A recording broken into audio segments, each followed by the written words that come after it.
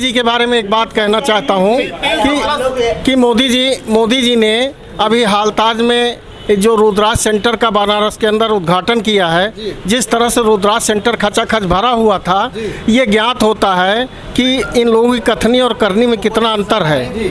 इसलिए कि रुद्राज सेंटर में जिस तरह से खचाखच भरी भीड़ थी, अगर इस भीड़ में कोरोना नहीं फैल सकता तो आखिर जो छोटे मोटे कलाकार जो अपने मंचों पर अपना प्रदर्शन करते हैं, उनके लिए पिछले 2 वर्षों से क्यों बंद किया गया? व्यवस्था तो मुझे लगता है कि पिछले 2017 के बाद सुधरी नहीं बल्कि गुजरती जा रही है और गिरी हुई है। जहां पहले जो सरकार हमारी आई थी, उसने कहा था कि भ्रष्टाचार और गुंडाराज समाप्त करेंगे, लेकिन आज भ्रष्टाचार और गुंडाराज दोनों चरम पर है। और मुझे लगता है कि अगर यही कंडीशन बनी रही तो ये देश पूरी तरह से जंगल राज था। तो मुझे लगता है कि पिछले 2017 के बाद सुधरी नहीं बल्कि गुजरती जा रही है और गिरी हुई है। जहां पहले जो सरकार हमारी आई थी, उसने कहा था कि भ्रष्टाचार और गुंडाराज समाप्त करेंगे, लेकिन आज भ्रष्टाचार और गुंडाराज दोनों चरम पर है। और मुझे लगता है कि अगर यही कंडीशन बनी रही तो ये देश पूरी तरह से जंगल राज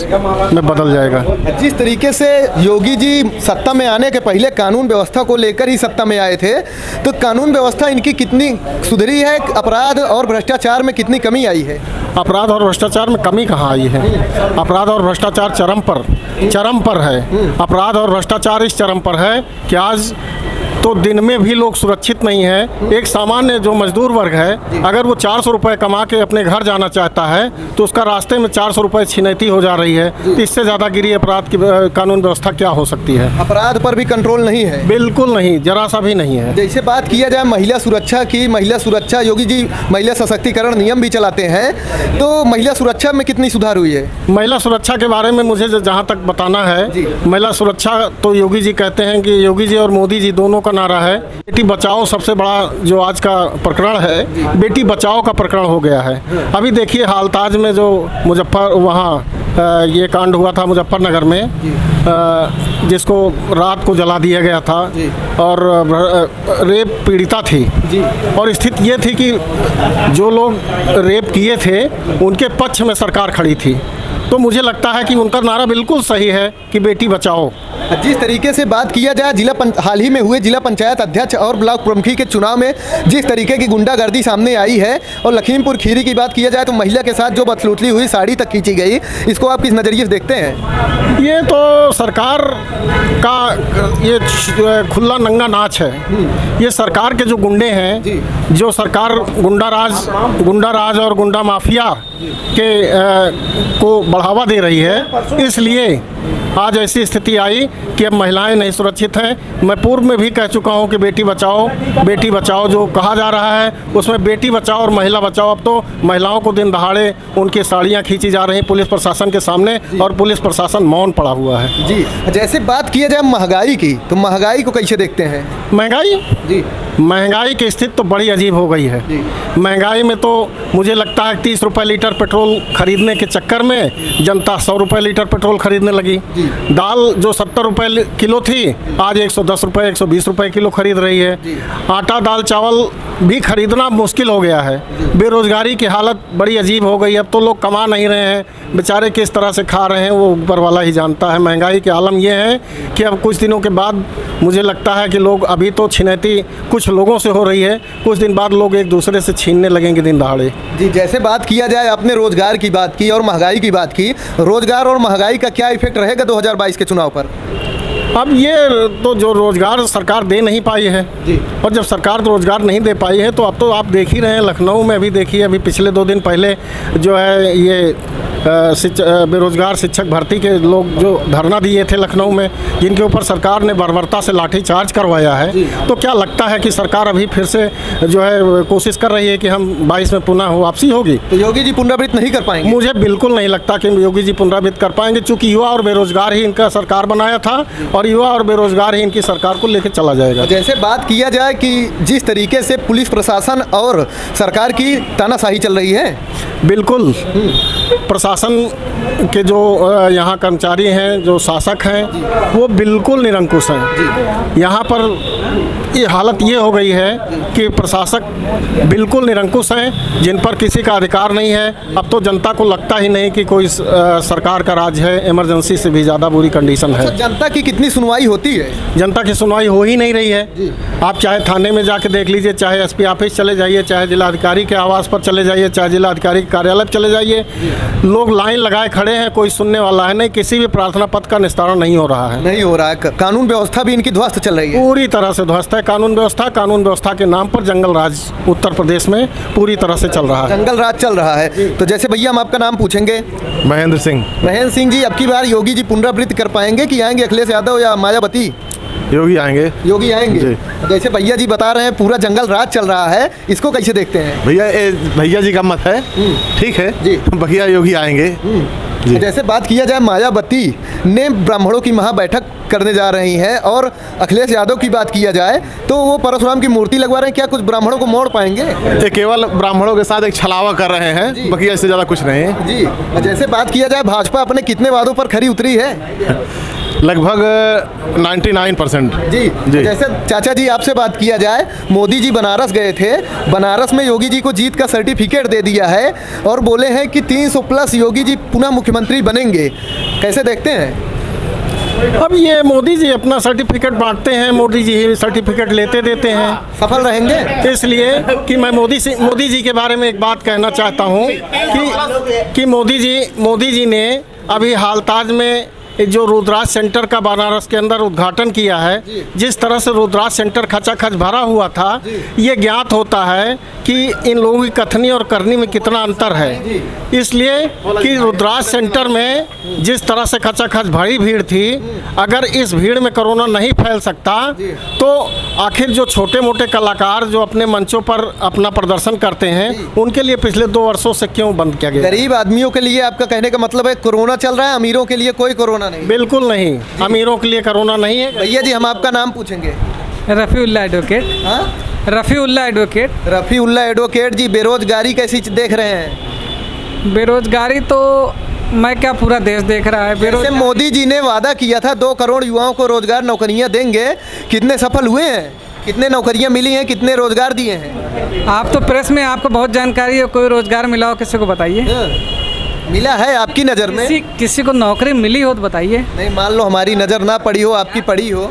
सब प्राइवेट हो रहा है, अब सबको नौकरी मिलेगी। हाँ। मोदी जी को और वक्त 5 साल देना चाहिए, जिससे सभी लोगों को रोजगार दे पाए। अभी 5 साल 10 साल में पूरा काम नहीं कर पाए। अच्छा, बात किया जाए, जैसे अयोध्या में राम मंदिर बनवाया, 370 धारा 35 से हटवाया, तो इससे इनको फायदा नहीं होगा? बिल्कुल फ़ायदा होगा। देश का इतना बड़ा मामला इन्होंने सॉल्व किया है, तो उसका बेनिफिट तो उनको चुनाव में मिलेगा ही।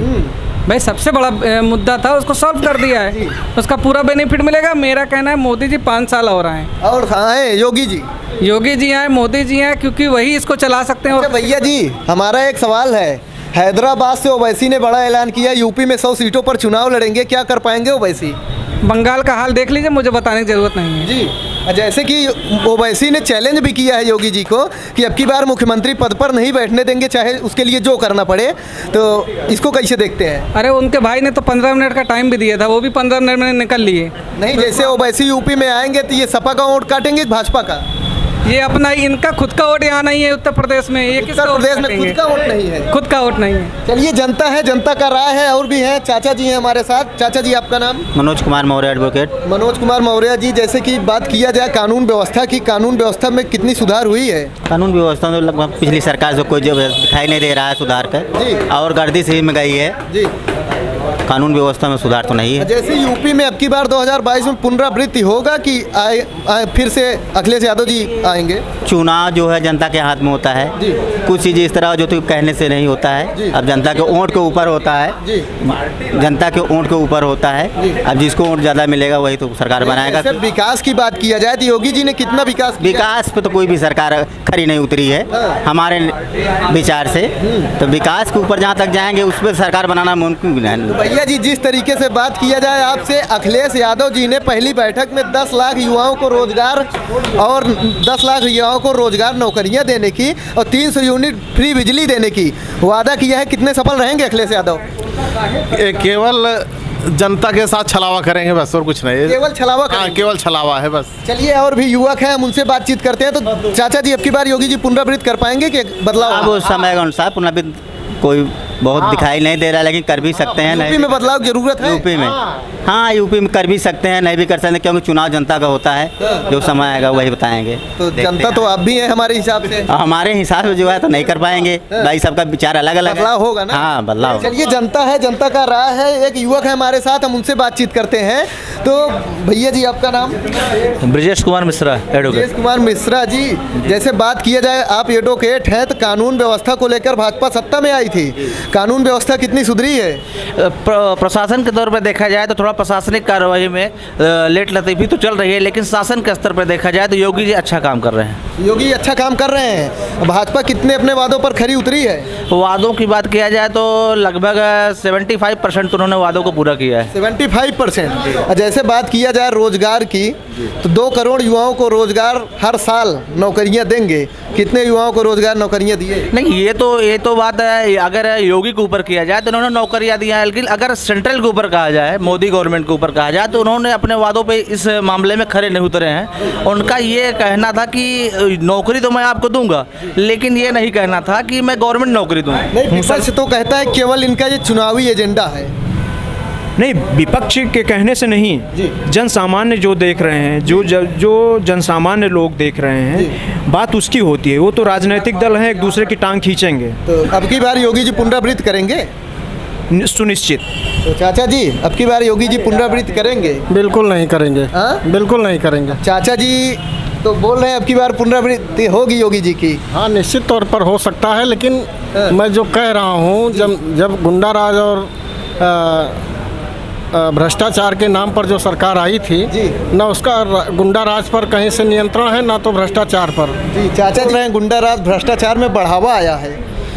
हाँ, सत्य बात है जी, कि लोगों को अपने थाली के चावल नहीं दिखाई पड़ते, जी, दूसरे के थाली के चावल ज़रूर दिखाई पड़ते हैं। जी। इसलिए सुनिए, इसमें कोई दो राय नहीं है कि अपराध में दिन आज नहीं, चाहे जो सत्ता आएगी, दिनों दिन बढ़ावा होगा। इसलिए कि प्रत्येक राजनीतिक दल आपराधिकरण को बढ़ावा दे रहा है, चाहे बहुजन समाजवादी पार्टी हो, समाजवादी पार्टी हो, कांग्रेस पार्टी हो, भारतीय जनता पार्टी हो या कम्युनिस्ट पार्टी। कोई भी राजनीतिक दल ये नहीं कह सकता कि आज वो उनकी पार्टी आपराधिकरण का विरोध करती है, या जितने भी उनके नेता हैं उसमें कोई भी अपराधी नहीं है।